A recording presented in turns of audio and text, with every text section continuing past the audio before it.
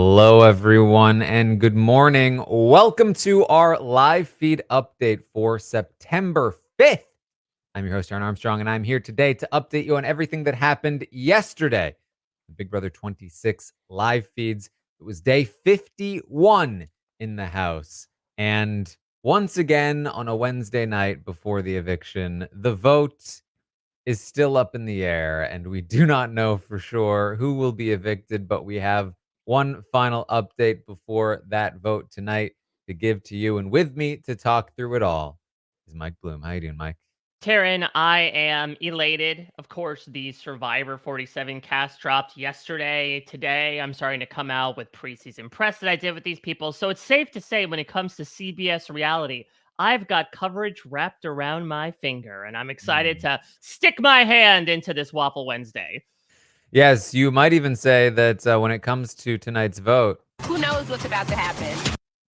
There we go. Ah, yes. We just released actually. By the way, this ends up setting up a nice plug right before this. My preseason interview with Asia over here on the Rob Has a Podcast, both the podcast and the YouTube version. So if you want many more Asia Welch sound bites and sand bites before we get to see her in the sand in a couple weeks, feel free to check it out. It was a really good time. Now we can officially be out in the open about it. Taran, one of your fellow drafters, is going to be on freaking Survivor. I mean, drafter becomes a draftee. though, can we be honest? Was she just doing it for the deep dive with you? I mean, we don't have to talk about that angle of it, but. How much do you think she was talking about that on the beach? Her and baby Andy competing against each other. Exactly right.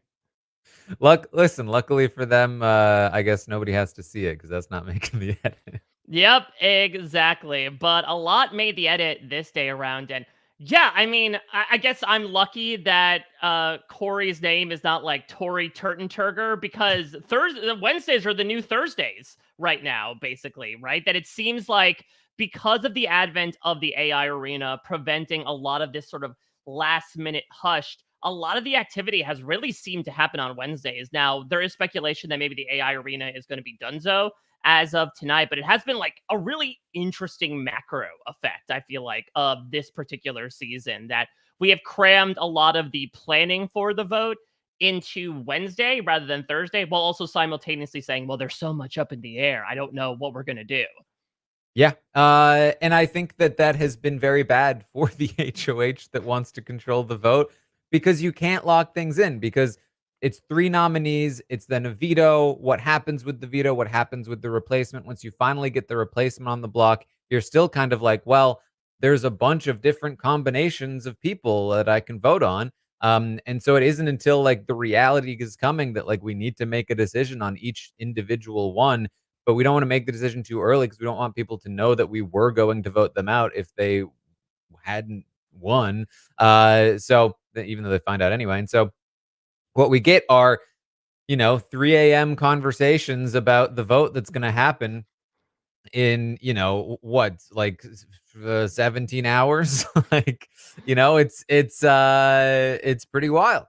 Yeah, which is it's very fun. I mean, I think certainly maybe at the end, again, assuming that the AI arena is going away, I'd love to get a postmortem from you, Taryn, about like your thoughts on the trip. But what's interesting is, again, while we're speaking about Survivor, it does feel very Survivory to me in terms of the storytelling. Now, in this case, it's much more of a realistic thing than maybe something that might be more fabricated in the edit. But Survivor loves to do the okay, it could be this person, or maybe it could be this person. We don't know. Let's see what happens. And the vast majority of the time, with the exception of a live tribal, it's almost always going to be one option that was set in stone before going in there.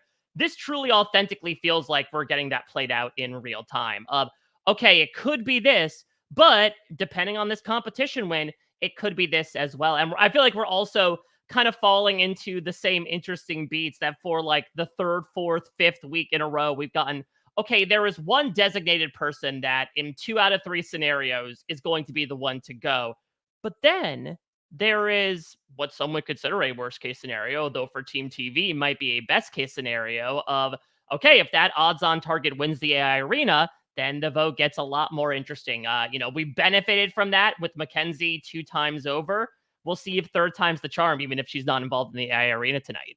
Yes. All right. Well, of course, as you know, Quinn, the HOH, is now dealing with a situation where Joseph, Kimo, and Rubina are on the block come eviction night. He has wanted Joseph to stay. And so you might ask, why did he put him up? Well, he had to. That's what he said in the diary room. He had to. And in front of everybody as well. He went through the entire logic of, oh, here are 5 people that voted together last time that I would really like to vote together this time, by the way. So I have no choice, Joseph. Yeah, Quinn really said, my last HOH went so well. When I nominated Rubina because of her proximity to Tucker, and then I nominated my ally and pawn, Cedric, and then the vote flipped to keep Rubina and get rid of Cedric. You know what?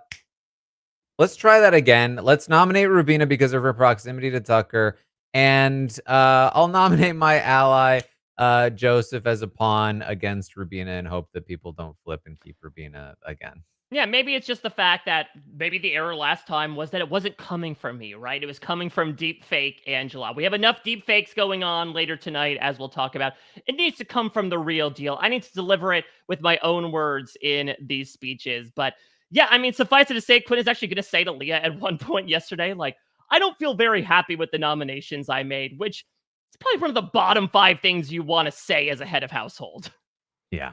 So, what we talked about yesterday was that Chelsea has come around to the idea of keeping Rubina over Joseph. Now, Kimo is the lock target, the odds-on favorite to go home. He is the one that they are agreeing. If Kimo is on the block, he will leave. However, Rubina has been doing some excellent work building this idea of a women's alliance, and campaigning and making the connections. And it's been enough to sway Chelsea to the idea that, hey, it does make sense for me to take out Joseph, who she's wanted out anyway, Yeah. and keep Rubina around. Like, I can't really swing the Kimo thing, but I think I can swing the Rubina one. It's just not worth taking Rubina out. She pitched this to MJ on day 50, the day before the day we're talking about. And Rubina came back and MJ rebutted her argument. She said the trio needs to be broken up. It's not worth pissing off, Quinn and Cam and Leah, essentially. And I don't think that we should do that. I think that we should vote out Rubina over Joseph. And at the time, I was like, oh, look at MJ. Like, I do think that's the better play for her, even though it's the better play for Chelsea to take out Joseph. And it seemed as though Chelsea had perhaps given up that pitch. However, we're going to start today, and we're going to see. We're going to see what happens.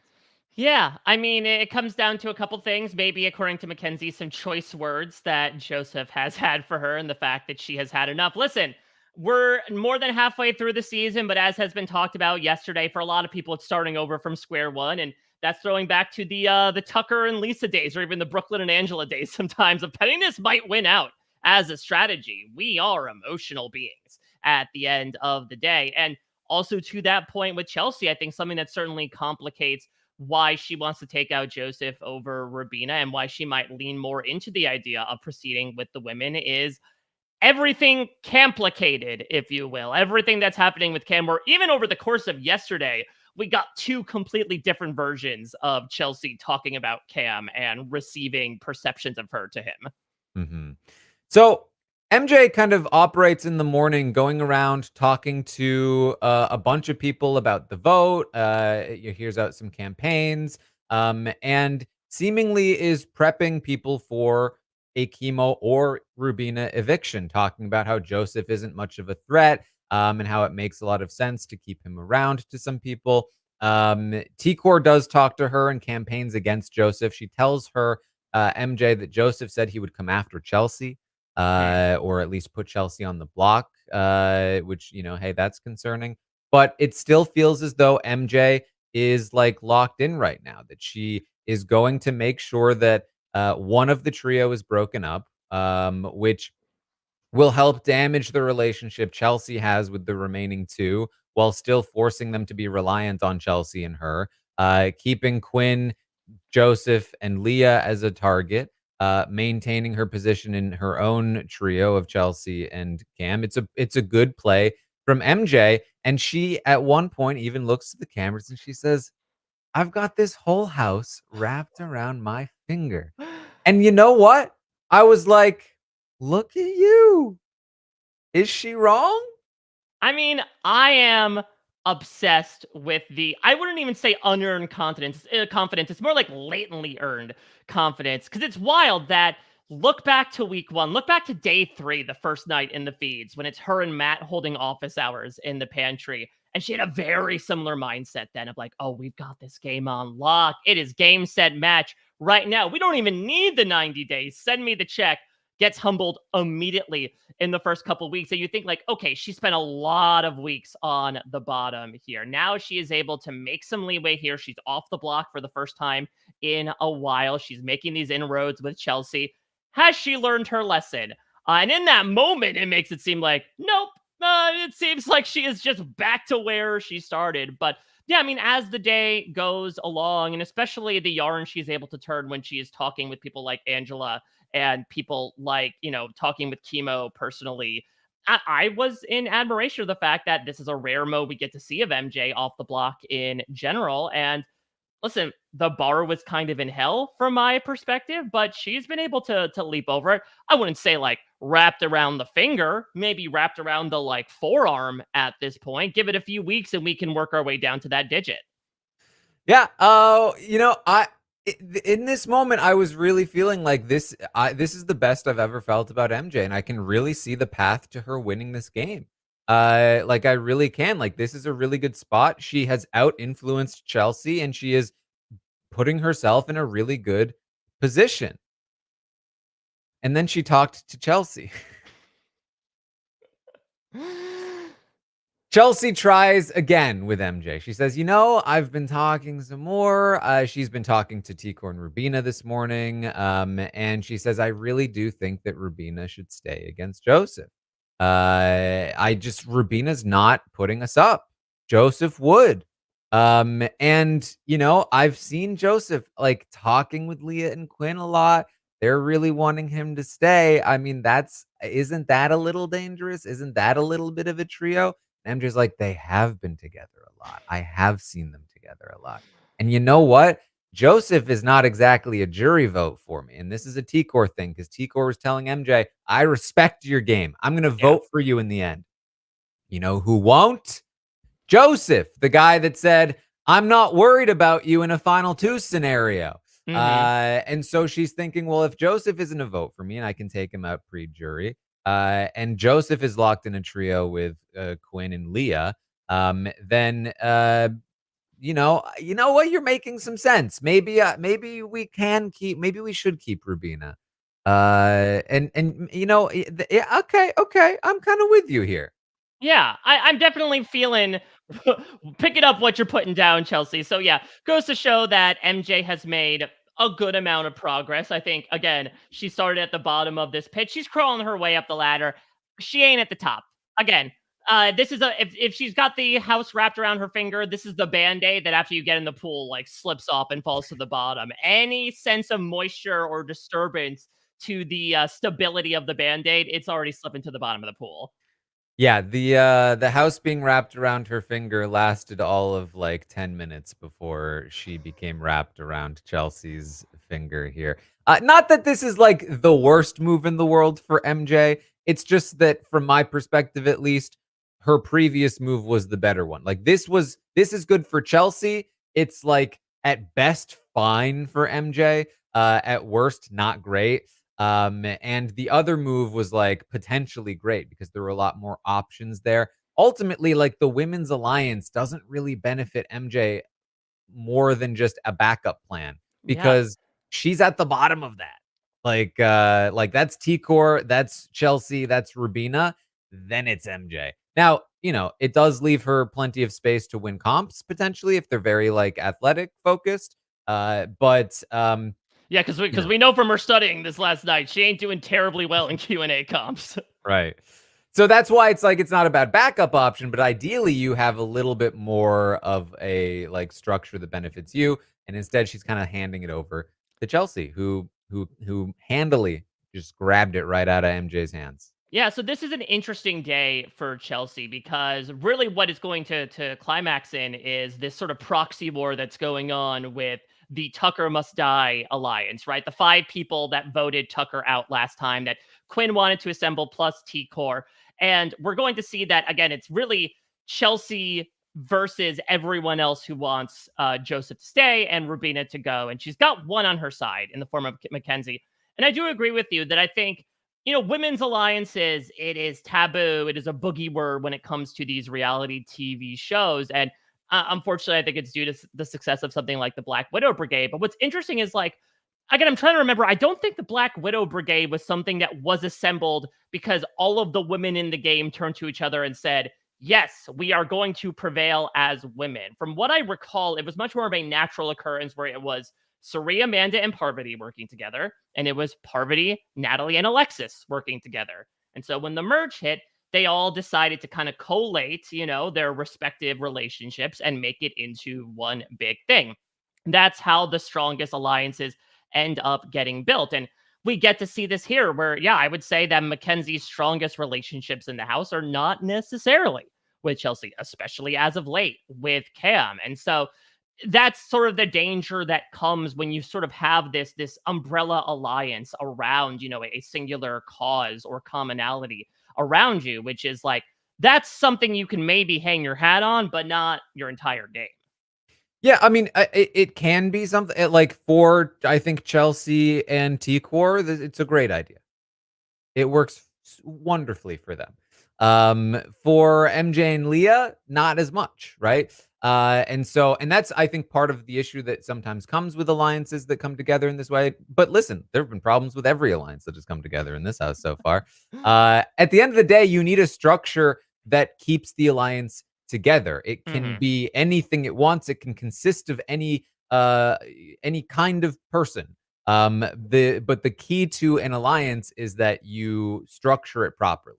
You need to Hmm. make sure that the people who are actually at the bottom of it don't feel like they're at the bottom of it. And for now, at least, Chelsea and T-Core have managed to convince MJ that this is a good direction to go in, even though it might not be the best direction for her to go in. And so, with MJ's potential vote, they should have what they need to keep Rubina over Joseph in the event that Kimo wins the AI arena. Now, there's even some talk from Chelsea about how, I mean, I don't even think Kimo would come after us, to be honest. And it does, quite frankly, make a lot of sense for Chelsea to also push for Kimo to stay over Joseph. But I think that right now she feels like that's a bit of a bridge too far. Right. And given where we end up in the day, I think that it probably will be a bridge too far before tonight. And that may be Chelsea's failure in the week if she's not able to get past that hurdle. Because if the more likely scenario happens where Kimo does leave, then all of this work is for naught and Chelsea doesn't get that advantage that she should get. Right. Exactly. And that would be a bit of an issue. I mean, that's the thing about it's the prospect of jury that I think is really overwhelming a lot of people for a variety of reasons. I mean, it seems to be the primary reason why Leah used the veto on Angela, but there is just so much with this idea of the trio making it to the final 9, which makes sense. That is at best 3 out of 7 jury votes, and you only need one more to hop over. I mean, we saw from what like the Shield attempted to do in Big Brother Canada 1 that like if there are block politics that are brought into a jury, especially a smaller jury, that can bear out and be the difference between $750,000 and dropping a 0 from that. So I think it's something that a lot of people are being tenderfoot about. I mean, I do give Chelsea credit for being able to at least like walk the Rubina point forward at least a little bit of like, okay, yes, the trio in jury, would be a very tough thing, but Rubina is someone we could get on our side and not have to worry about. Kimo, I think, is definitely a bridge too far because it just seems like he is someone that doesn't necessarily fit in with the pitches that are being made. I know T-Core has made the pitch for the Women's Alliance and being like, and Kimo will work with us. So then it's not even 6 versus 3. It's basically 7 versus 2. But I just think there's so much built up about Kimo and especially like his association within that group first and foremost. Him and Rubina were considered from an external perspective, two of the closest allies of Tucker that I think it's just really tough for him to overcome. And I think he's stepped up his campaigning a little bit in the past day in true Kimo fashion until the last minute, but it's too much ground to make up for. Yes, Kimo does try to do some campaigning throughout the day. Mostly, it just falls on deaf ears. I mean, there's not much going on there. Um, Chelsea does bring this Leah Joseph Quinn angle to T-Core as well. This idea that they are now a trio, which is something that we saw a couple of days ago, and we're like, this is kind of the one trio that people don't see right now. And how could they? Like, there's a lot of reason to think that they wouldn't be a trio. Leah just used the veto against Quinn's will, and Quinn put Joseph on the block. And you know what they got out of that? A couple of days before people realized that they were a trio and want to target them again. It's worth nothing. It's worth nothing to put your ally on the block. You get nothing out of it unless you're Dan Giesling, and you're not. No, but didn't you know Joseph is Dr. Will? That was the legend that he was attributing himself to. I mean, listen, it also doesn't help. I know that Joseph and Quinn had this big brain plan late yesterday morning of like, we're gonna be, the two torrid angles of the love triangle. No one will believe we're working together because we're pining after the same women. And then in the same breath, Quinn and Leah are play acting with witch's brew and piles of pillows and medieval knights. Like, there's only so much that, you bonding on a social level can take away from the actual strategic positioning. Like, if Quinn is coming across like he is mad and annoyed at Leah, that ebbed away by the time that sentence escaped his mouth, considering the way that he is interacting with her as of late. Joseph, very similar situation. So listen, they're going to have to put on their best low budget movie performances if they truly want to build up the fact that this is a triangle that has been torn asunder by drama. Yeah, and I mean, and that's what, like, literally this worked with Dan in season 10 because he coordinated with Memphis, and Memphis would go out and intentionally go to Jerry and be like, "Screw this guy for putting me up. I hate him." And like, it was a low budget performance, but it worked because that was the intention, and they knew that they had the votes there because they were controlling the votes. Quinn is not controlling the votes. He barely knows these people. Like, he's not in an alliance with them. He wants to be in one. And anyway, okay. So, she, of course, Chelsea talks to T-Core. She says that, they're trying to keep Joseph here, this new trio. And of course, T-Core doesn't like that, but Chelsea's kind of trying to blame any kind of resistance to voting Joseph out on Quinn and Leah. And that, like, oh man, Kimo might not be able to sway the votes for Kimo, but for Rubina, I think we got it right. So still kind of going by that angle, trying to set herself up in a way where no matter what happens, T-Core will not be upset with her. Like, oh, sorry, there's nothing I could do about Kimo. We would have been able to keep Rubina. Like, I was working for you. And I think that she's done enough here with T-Core and Rubina, where even if Kimo does leave, she will be able to say, like, yeah, I just couldn't do it. Yeah, I mean, T-Core has also really been putting forward this notion from the beginning yesterday to the end when she finally started campaigning to say, at the end of the day, I'll just go with what the house wants, which is an operative term for this season, especially because now more than ever, we have really been dealing with revolts against the HOH that has become less about voting with the house, even though people have been caught up for that and targeted because of it.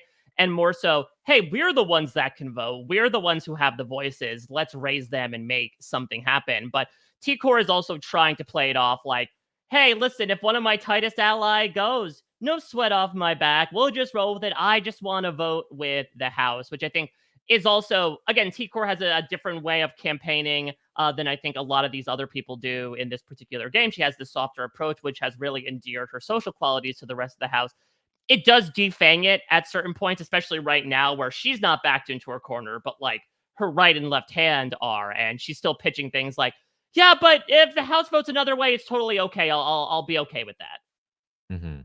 Now, while all this is happening, Quinn is like hanging out with Leah, and he's talking to her about how maybe they can form a final three with MJ. How Chelsea and T-Core are going to be big end game threats. So At some point, they're gonna have to be taken out, and it's just like, you're too late. Again, you're the HOH.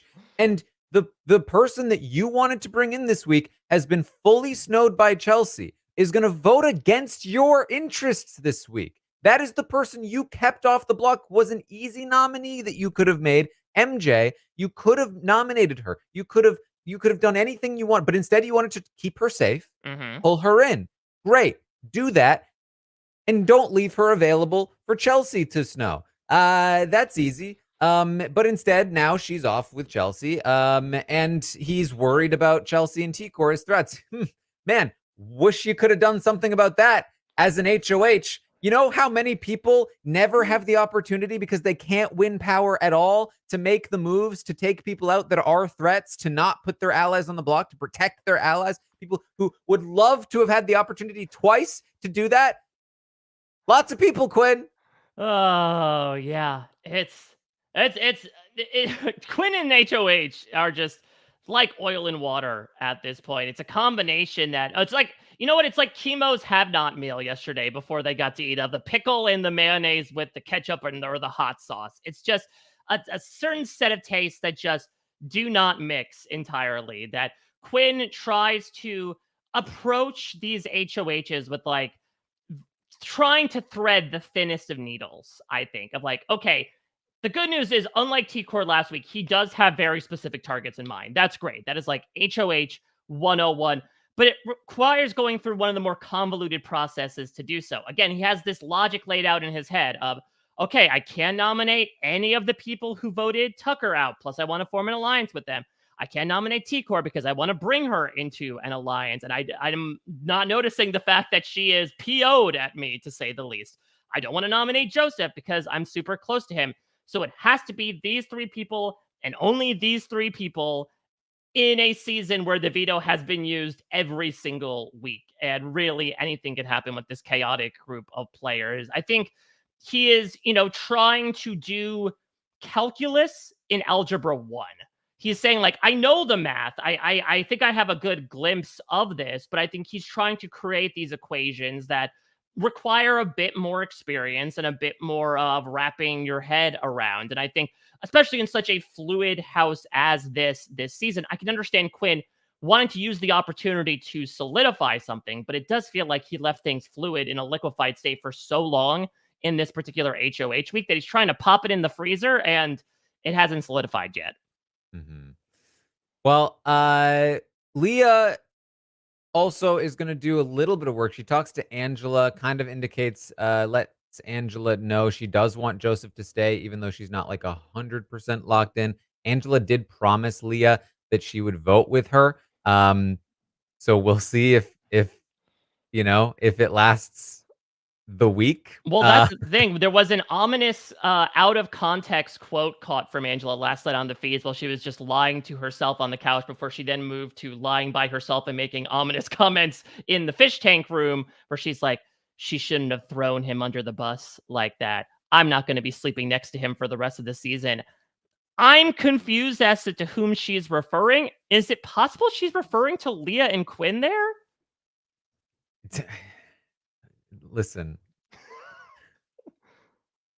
Just last night, Rob and Jacob, they really were like, no, this is the one. Leah and Angela.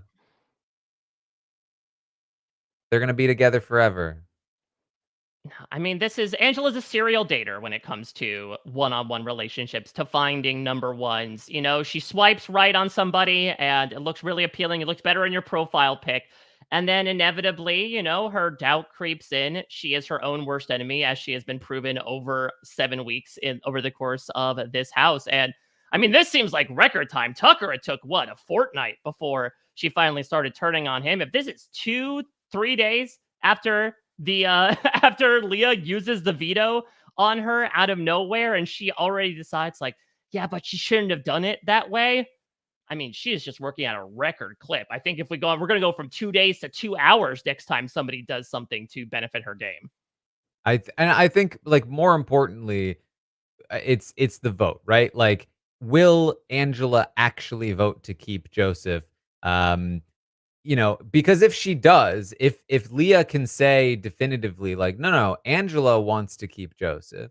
Angela's a vote to keep Joseph. It's not just one vote. It will need to be both Chelsea and MJ that flip in order to make this happen.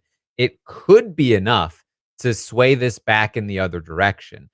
Because right now, Chelsea and MJ feel like, well, it's already 3 votes. It's T-Core, whoever comes off the block in Kimo or Rubina, Hmm. and Angela all voting Joseph out. It just takes one of us to flip over. Right. But if they feel like if they know, actually, there's only 2 votes on the other side of the house right now. And Quinn, Leah, Angela, Cam are all against Joseph going. Both of us need to flip to make it 4 versus 3.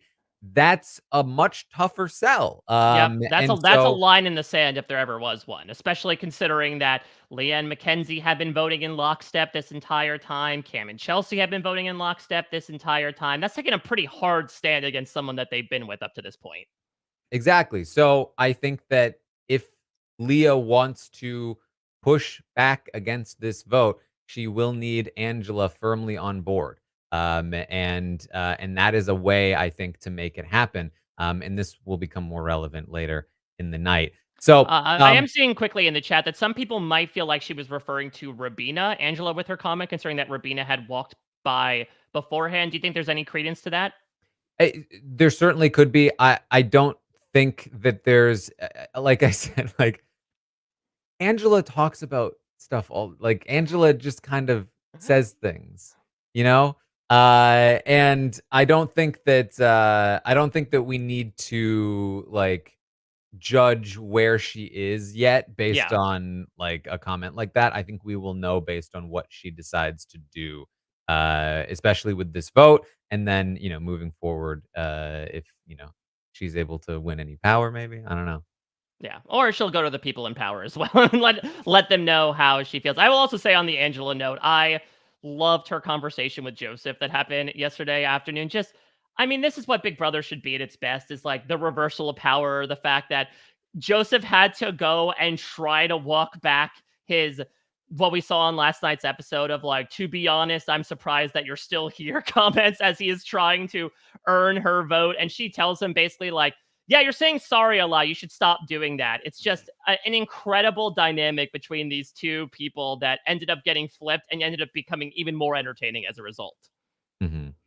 Yeah. So Leah does try to do some campaigning of her own. She's been a little MIA. I think that she has not been aware of how dangerous this situation is with Joseph, and is quickly becoming aware as she starts talking to people through the day, telling Chelsea that the trio needs to be broken up. And Chelsea is doing a thing throughout most of the day. And the thing is, it's very like Suri of her, I would Hmm. say. It's very like obfuscatey. It's very the trio needs to be broken up. Yes, exactly. That's why Kimo needs to go. Yes. Yes, I agree. Kimo should go. And also the trio needs to be broken up regardless. And so Kimo or Rubina definitely need to leave. Yes, I completely agree that Kimo needs to go. Yeah, well, I think what Chelsea is taking advantage of and what everyone kind of enigmatically pitches to T-Core towards the end of the night is that nice little purgatorial 2-minute segment after the AI arena. I think Chelsea is hoping to benefit from the chaos there of, okay, if we point everybody towards Kimo and Kimo wins, that leaves their minds a lot more open. They're not coming in necessarily with that ranked choice first, second, third. If she is concentrating all of them on getting rid of Kimo, then she might be able to slip in through at the last second and be like, okay, maybe we don't default to Rubina. I know we want to break up the trio right now, but now's our opportunity. Why don't we take out Joseph in this moment?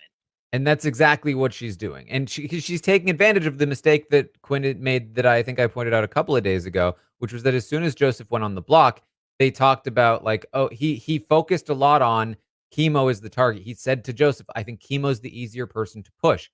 And the issue with that strategy is it doesn't matter who is easier to push. It only matters who wins AI Arena. Yeah. If Kimo wins the AI arena, it doesn't matter that you've got all the votes on Kimo because he's not on the block anymore. So you have to pitch against both of them at all times. And Quinn has not been doing that. Quinn has been focusing all of his energy on pitching against Kimo. In fact, so much against Kimo that he's been pitching pro Rubina stuff because he's pro Rubina, anti Kimo, and he has not been focusing at all at Joseph versus Rubina. And that is a problem. And it's a problem that Chelsea's exploiting by trying to actively avoid that conversation so that when it finally comes up, she's like, oh, I didn't even realize. I thought we were just so focused on Kimo. And so anytime that she's being asked about breaking up the trio or the vote, she's like, I completely agree with what you're saying because we're taking out Kimo, right? We all agree. Yeah. And they're like, yeah, we agree that we're taking out Kimo. Is that what we're talking about, though? They're like, yeah, that's exactly what we're talking about. We're talking about taking out Kimo. Yeah, exactly. I mean, I would say that like maybe this happened a little bit last week as well, whether T-Core meant it or not, with just like again being so hyper focused on the MJ of it all. I mean, that's the thing. It's trying to provide stability within this unstable element going into eviction night of hey, you could throw, as you've talked about before, throw all your targets behind this one person. They might nullify it all by winning. And I appreciate when players are able to weaponize that in a way and then be able to almost manufacture their own chaos then by being the person to step in hopefully within this disorder and bring order by saying like, oh my god, I can't believe that happened, Kimo won, okay, we need to do this. And I think we'll talk later about the meeting between the 5-person alliance, but I think Chelsea's best case scenario would be that they're all left bum puzzled by the fact that Kimo wins AI Arena and she gets the 5 of them together assumingly in a room, maybe as awkwardly as it was last week, and she decides to really take charge there. And she lends her voice and says like, okay, listen, if we're just listening to like the loudest voice in the room right now, let me put forward my argument for Joseph. And she got a little bit of pushback last night from the combination of Cam and Leah and Quinn. But I think she is hoping that that pushback would not match her in volume the same way it did last night tonight. Yeah. So MJ is going to talk to Rubina and let her know, I've got you. No matter what happens, you will have my vote. I want to stick with the girls. MJ has been swayed, and with MJ comes the vote as long as they have the gumption to go through with it, which I think they will if they think that Angela's on board as well. And again, because weirdly, I do think that extra vote makes a lot of difference when it comes to how much you're willing to put forth. But MJ is down enough to like now fully communicate to Rubina that she's got her. Yeah, which is it's very bold. I mean, even bolder, MJ tells Rubina, yeah, if Tucker had stayed, it would have been even more lights out for you. She reveals that, yeah, you know, Tucker told me that he would have put T-Core up if he had won HOH. And Rubina just says, well, he's a bad player. He is not a good player, which again, this week has all been from a fan base perspective and a player perspective as well, sort of living in the wake of taking out the biggest character of the first 6 weeks of the show. But I mean, I wouldn't even say the worm has turned because I feel like even within the first couple days, people were like, yeah, all Tucker could do was win competitions. He didn't have much of a social or strategic game, but to have his closest ally and showman say it after McKenzie's revelation was an interesting sight. Mm-hmm. So feet start going down at times, and then they start being shown some videos. Videos throughout the night. They're shown a video. It's like, okay, we got to study this video. It's probably for the HOH competition.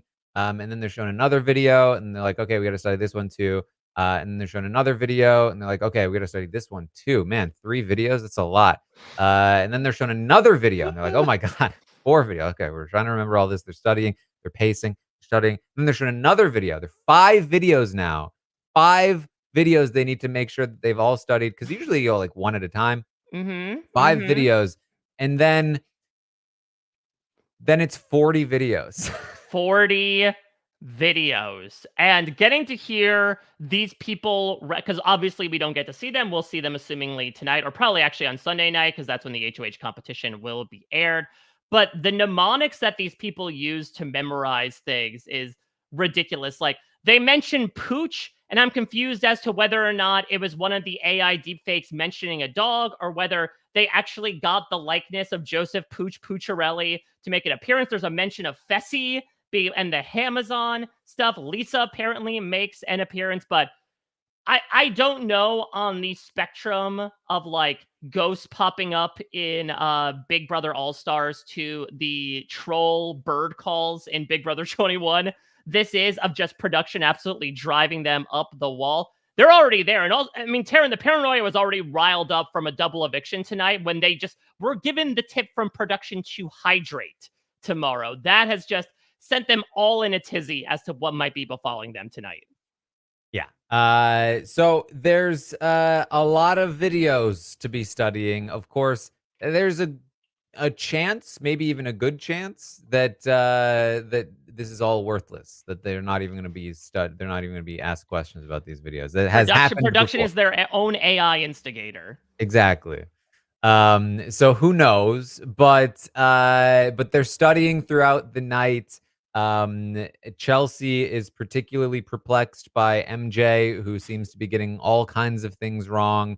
Different people are helping different people. Angela's trying to get answers from people, and they're like, "Don't tell Angela." Yeah, there's actually a point where they're all sitting around in one of the aftermaths of these upteen videos, and like Angela's saying something out loud, and then Kimo corrects her, and then like Chelsea and McKenzie just walk not even to another room, just to the other side of this open plan living room kitchen, just to be like, I can't believe you did that. Don't tell her anything. Do not tell her anything. Because I mean, the competition that she really killed was one of these Q&A spot the difference things. And not to say that that would necessarily be the case now, but listen, there is a shot at least that if it's another Q&A thing, Angela could win HOH for the third time, and then all hell breaks loose once more. Yeah. So that's happening throughout the night. Now, there's also a conversation between T-Core and Quinn that we did not really get to see. Yes, she'll recount it to Kimo later on. Yes, we heard her talk about it. And the gist of it is that it did not seem to go well from T-Core's perspective. Yeah, so what she seems to allude to is the fact that Quinn vocalized to her that he had felt her and Kimo in particular had prioritized Tucker above him, which he attributed as a reason why he ended up being part of this flip to take out Tucker and did not inform them about it. And yeah, T-Core, any like goodwill Quinn has earned back this week in him not nominating her just gets demolished in that moment. She is talking with Rubina about the fact that she says, I feel like this season people get upset at you playing the game how you're supposed to play it. Like, don't get offended at me for having multiple alliances. Hell, Quinn, isn't that what Tucker got mad at you for? Why are you getting mad at me for that? And I get it from her perspective as well. Again, it does seem a little hypocritical. From Quinn's perspective, though, I mean, we talked about this a little bit, that his intention in leaking the Pentagon was not necessarily to be like, hey, you're on the bottom, congratulations, but to more so say, and I want to make this move eventually against this core trio. And so I do think ever since then, there kind of has been this thought living in his head of like, okay, so you are taking Tucker's side, someone that has called me out multiple times and continues to do so on social media after the fact, over me. So let me go seek greener pastures there. So I do think that everyone is understandably prioritizing their own games. And it is one of my pet peeves of mine in these reality shows to accuse players of, quote, not playing the game, just because it usually translates like you're not playing the game the way I want you to play the game, which is to my benefit. But suffice it to say, no matter where Quinn was coming from, it was something that definitely wore down T-Core. And she is going into this eviction tonight. If she were to win, get some revenge maybe on a Kimo or Rubina leaving, looking to draw some blood from Quinn the first opportunity she gets. Yes, that and what you said is completely correct. That any kind of thawing out of this relationship seems to have reversed. She is back to as angry as she seemed to be initially, and Quinn is back in the doghouse here now. He's got that dog in him. Big dogs eat! Come on now! So Quinn does finally get his 5 together. Himself, Cam, Leah, Chelsea, MJ, the 5 that voted Tucker out. they kind of like lock in and discuss the vote. This this is supposed to be easy. It's the vote is which of Kimo or Rubina is going home. That's how Quinn sees it, at least. But Chelsea keeps doing her thing. Like, yeah, Kimo's leaving. We all agree. That's fine. Break and we're good. It's just Kimo. So we're doing Kimo, and then Joseph and Rubina. I mean, yeah, we don't need to vote out Rubina. You're right. We don't need to vote out Rubina because it's Kimo. Right? And just like continues to, and it's kind of awkward. Like it's definitely there's definitely an awkward vibe. And Chelsea does eventually have to kind of just be like, Joseph does scare me a little bit, though. He's gonna run out of people to put up. And it's at this point, after all of the obfuscation and the awkward vibe, I think Leah catches on. I don't think Quinn has caught on yet. Leah catches on. Wait a minute, they're trying to pitch that we vote out Joseph. And she says, well, Rubina will also run out of people to put up. It's the same problem. And Cam says, yeah, because Cam's also seeing this. He says, yeah, if she wins, she's putting me up. And MJ's like, no, she'll put up Joseph and Angela. And Cam is like, but then I'll be the replacement nominee. And then they do the thing that I would literally kick somebody out of my alliance if they did this to me. I would be so mad. MJ says, but they're not going to win the veto anyway, so who cares? Yeah, exactly. Joseph and Angela, they're not going to win the veto, so we'll just keep it the same. You'll be fine, even though you're the backdoor nominee. That's fine. Yeah, they're not going to win the veto. The backdoor nominee in a house that has had 2 flips so far at the eviction. No, you're fine. You'll be in the most stable position in the house. I mean, look at these two. Don't you worry about it, Cam. We have your back no matter what. Joseph's got to go, right? Mm-hmm. But then Leah comes in with the much better argument, which is, hold on. How is Rubina going to put up Joseph if we vote out Joseph over Rubina? Yeah. And Cam's like, yeah. And there's a bit of an awkward silence. And then Chelsea goes, well, by sending Kimo out. But let's remind ourselves about Kimo. Aren't we all on the same page about Kimo? We can all agree on that, right? Yeah. And she's like, oh God, there's just so many variables to think about, It's so obvious. A resounding 3 variables to run through your head. And so at this point, Leah's like, yeah, no, we agree that Kimo's leaving if he's on the block. We're talking about if Rubina's on the block. And Chelsea's like, right. Yeah, and that's the tough one because we just all have these different perspectives, I mean, and there's also this idea, right, that, again, they're going through, well, if Joseph wins, we don't know who he's going to nominate. And Leah's like, listen, we all saw him throw it.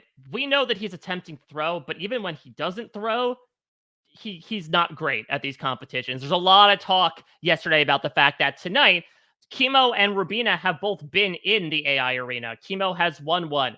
Joseph has not had any experience in this. And so this might be the first time that we get to see Joseph medal as a full-blooded competitor. And if he flops there, it just proves Leah's point of like, yeah, if there is any worry about Joseph winning power and then going after us, that's a scenario that is less foreseeable than Angela and Joseph on the block and one of them not winning the veto. Yeah, and that's sort of like they start talking about competition ability. And again, this leads toward like, oh, well, Kimo's better at comps than Rubina probably, but Rubina is still pretty decent at them. And then Leah tries to make the argument of like, and Joseph sucks.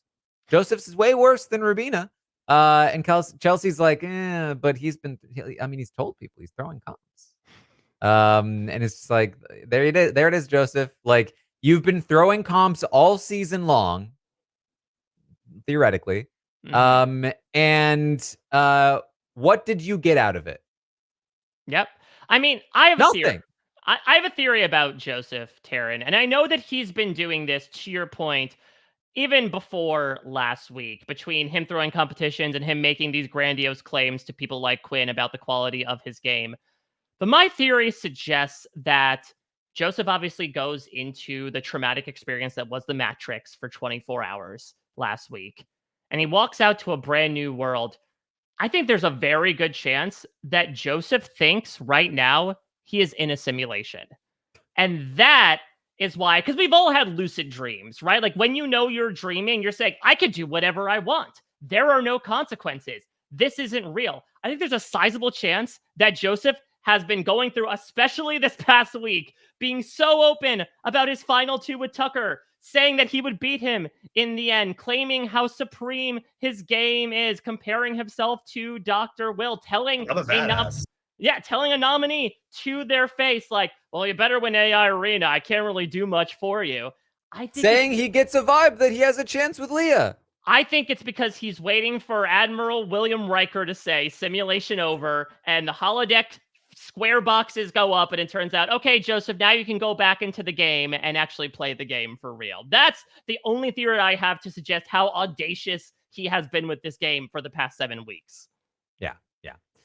51 days of throwing comps, wielding no power in the game because of it, having no respect in the game in part because of it, and never being able to properly provide any value to his allies because of it. And all he gets is, well, hey, Joseph is bad at comps, right? Nah, he's just been throwing them. Yeah. I mean, even Quinn has the argument, right, where they're saying, yeah, but MJ brings up, I think probably what is the bigger nail in the coffin for Joseph than the competition stuff, which is like, yeah, did you hear all the shit he's been talking about? Like how he wouldn't want to vote for certain people on the jury. And Quinn's like, yeah, but that's the reason why they'd put him up over you guys. And it's like, I don't think maybe delusion on behalf of the HOH would be a reason to nominate someone, but I think delusion on behalf of a nominee, again, we're not back in week 1 where it's just find a reason to nominate someone. If anything, that just butters Joseph up more as a side dish to bring to the final 2 than like, oh yeah, this is an easy nominee. We got to put up Joseph because he's so deluded to the fact that he can beat all of us in the finals. Mm-hmm. So they talk about the comps, and Cam says, can we just come to a conclusion, though, or no? Or are we going to wait? Because, I guess I'm cool with keeping Rubina, if that's what you guys want. And MJ's like, really? Over Joseph? And he's like, if it's for the betterment of the group, then yeah. And this is classic Cam. And it's at this point that Quinn goes, wait, I thought we were keeping Joseph. I thought we were talking about Kimo versus Rubina. They're like, no, we've been talking about Joseph versus Rubina. It's like, oh, but no, I thought we were keeping Joseph. And it's at this point that Rubina shows up at the door Ding and dong. ends the conversation. And then we get like something out of Three's company, because it does involve 3 people, where Leah and Quinn are going to say like, oh, we're going to go hide in the bathroom because we don't want to come across like, okay, this is a meeting of a prospective alliance. We're just friends chilling in the HOH room. And so they go to hide in the bathroom. MJ gets in the shower. And so Rubina comes up. She's hanging out. They're studying for the umpteenth time, Pooch, Amazon, etc. And then Rubina just asks like, yeah, where are Leah and Quinn? I thought they were up here. And MJ gets out of the shower, which again makes it awkward because it's like they're in the bathroom, but MJ was also taking a shower. And then Quinn like tries to creak the door open and say like, sorry, I was pooping in there, but does it to such an angle that Rubina sees Leah in the mirror also hiding in the bathroom. And then it just becomes this entire Three Stooges explanation of, we were trying to prank MJ, but then she was getting in the shower and we didn't want to catch her naked. And so we just decided to hide out and wait to see what happens. Yep.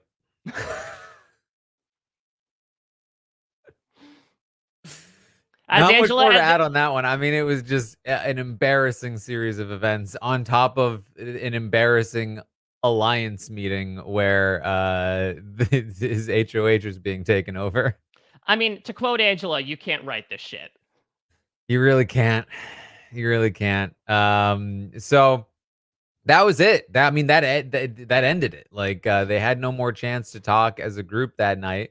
And so there's still no proper conclusion to this vote. And that means that I have to imagine at some point today, or perhaps throughout the day, there will be more discussion about this vote. That Quinn really needs to put his foot down and say, no, that you cannot do this. Leah needs to get to Angela and make sure Angela's locked in with her so she can also go in and say, no, the votes aren't there anyway. They need to get to Cam and be like, stop acquiescing to this, and force MJ and Chelsea, if they want this to happen, to flip by themselves and make it happen, in which case they may not do it because MJ really shouldn't even do it in the first place. And so, like, there's a chance they can pull MJ back from this, and then they could perhaps stop it. But it's gonna have to happen throughout the day to day when they're gonna be doing lockdowns and rehearsals. And so, another Thursday, another day where the vote is just still up in the air. I love it. I love it so much. It's gone from like a Waffle Wednesday to Toasted Thursdays because someone's game is getting toasted tonight. I mean, what's going to be really interesting today is, I mean, T-Core even ends the night by, again, deciding like, it's 3 a.m. I should probably start campaigning to keep my allies in the game. But again, things have not necessarily coalesced, but I think coalesced to a certain point where she's talking with Chelsea, she's talking with Leah, and is just getting nothing. She's just getting, well, it just seems like things are really up in the air. I think we have to wait and see what happens with the AI arena, you know, sort of doing what T-Core was able to pull off in a couple of moves that she has done over the course of this season. So it'll be really interesting to see then how they're going to handle it. Because I do agree that I feel like some configuration of this alliance of 5 is going to have some sort of chat today at this point to try to figure out a secondary option.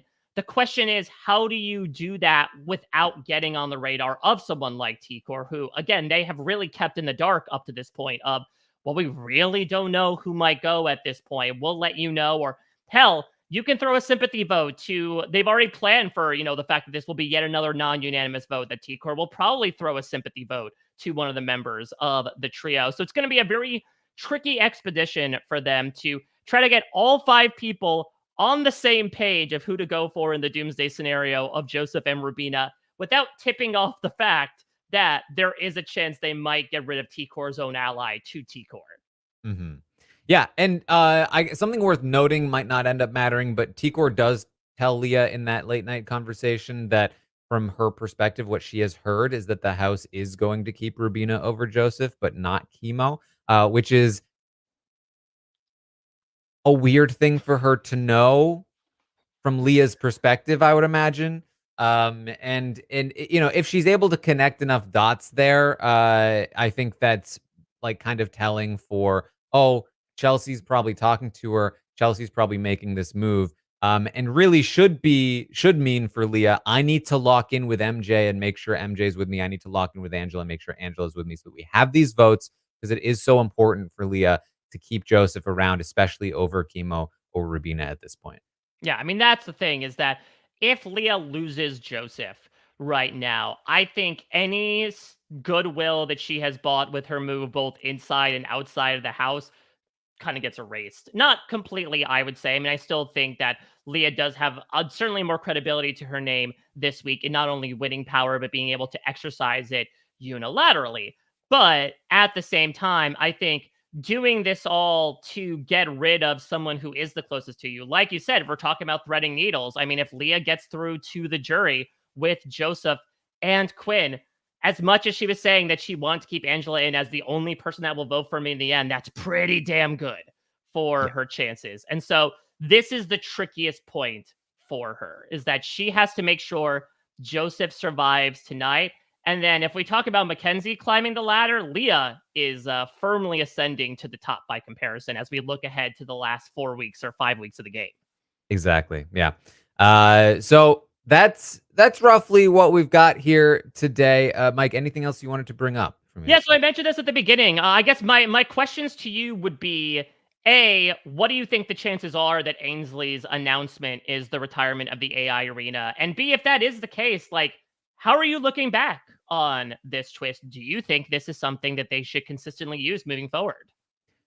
I think it's fairly likely that they retire AI Arena now. We'll be heading into the final 9, the jury phase, and that means that if there are still 3 nominees, that you know, there's only going to be like that's one HOH. That means there's 8 possibilities. Yep. 3 of those 8 people will be on the block. 5 will be off the block. If somebody uses a veto, then a fourth person of the 8 will need to be on the block. That's nominating 50% of the rest of the House at that point. It's not something that they like haven't done before or that they are Mhm. unwilling to do. But it certainly gets a little tricky. And also, I think more importantly, if they want to bring in a double eviction at some point, then it's going to need to go away. If they want to potentially have any other kinds of twists, then maybe there's room there. So I think this is the time where I could definitely see it stopping. And it roughly tracks to like the first battle of the block Right. period of time. So I think there's definitely a good chance. In terms of how I feel about it, it was everything I hoped it would be, I think, when it was announced, which was Oh. that I really felt like it could lead toward more blindsides, more split votes. That was, I think, like my initial response to it. I think I tweeted it out like, this is where I think this could go. Um, with the caveat that like there is a danger to it, which is that if the competitions are not equitable, it could really exacerbate an issue that already exists. I think that the competitions have been better, still far from perfect, but definitely Mhm. much better than they were last season, which has helped a lot. Also, we got kind of lucky in a couple of ways. One of those ways was that the guy that was winning all those competitions was Tucker and not Mhm. Cam or Jag, right? So like, not like Jackson Mickey. And in another way, it was that that guy Tucker, he just kind of whiffed it, right? Like he just kind of messed up on one of those competitions that should have been his. And so I don't know if everyone would say that that's lucky, but I think that what we got was something that really worked, and I think it's made each week more dynamic throughout the week. Even when there are slow pockets, things always pick up by the end. We have gone to multiple evictions, including this one tonight, where we don't know what's going to happen until the AI arena finishes. And then it's like, is there going to be a blindside? Is there going to be a flip? And it creates extra tension because this could have been very easy. Well, obviously, Kimo is leaving.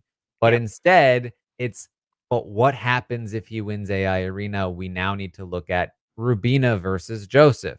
And that's a scenario that might not even happen, but it's still impacting the strategy of the week. And I think that's really interesting. Right, because even look at something like when Tucker, the game nearly turned on him back in week 3 after he used the veto and Angela, and then he wins the AI arena. And then once the information gets back to him of, oh, by the way, you were going to go if you had not won the AI arena, that fundamentally changed his game. It's a really interesting prospect. And I get it that I think certainly from like a structural perspective, there are fans out there that want to see those 2 nominees locked in by Monday after the veto ceremony. But listen, it does make Tuesdays, Wednesdays, going into Thursdays a lot more interesting as well. There are a lot of variables to talk about, as Chelsea would say. But again, it's walking this very interesting line of, okay, how do you make these plans without necessarily tipping off the people who might be on the block and survive multiple times over?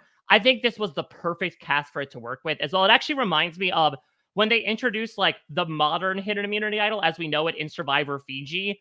And people say that like, the four horsemen Edgardo blindside is what makes that season. But I think what's so important to the history of the idol was Yao Man playing an idol at the final 6 and nullifying all the votes against him, because it proved to the producers like, okay, this twist works.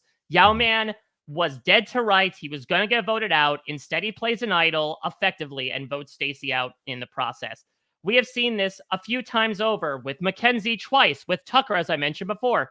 You could even argue Kimo a little bit because that was a little bit more up in the air. That this is something that does create a lot of surprise at its best. At its worst, it just creates a rote outcome that would have existed anyway, should or not have existed in the first place. So I really have enjoyed it just in how it has ratcheted up the tension from an already very tense cast going into it. They finally have heated Julie's words as well and have made this like really interesting double eviction energy with the whispering and awkward conversations and double talk that happens in these couple of minutes. And I 100% think it is here to stay. Much like the hidden immunity idol after Fiji has become a staple of Survivor many times over. I think dress it up however you want to. I think the show has found this a complete success due to how the cast has brought it. It'll be back for BB27. I think the question is, will the cast figure out a way to handle it differently than BB26, which has just really incorporated it into all the chaos it's brought so far? Yeah, I mean, like, the bar is on the floor, but it's easily the best twist that they've come up with in well over a decade. Like, at the very least, like, it's not without flaws. There's certainly some positives, some negatives you could talk about, but pretty much every other twist they've ever come up with since the veto has been god awful.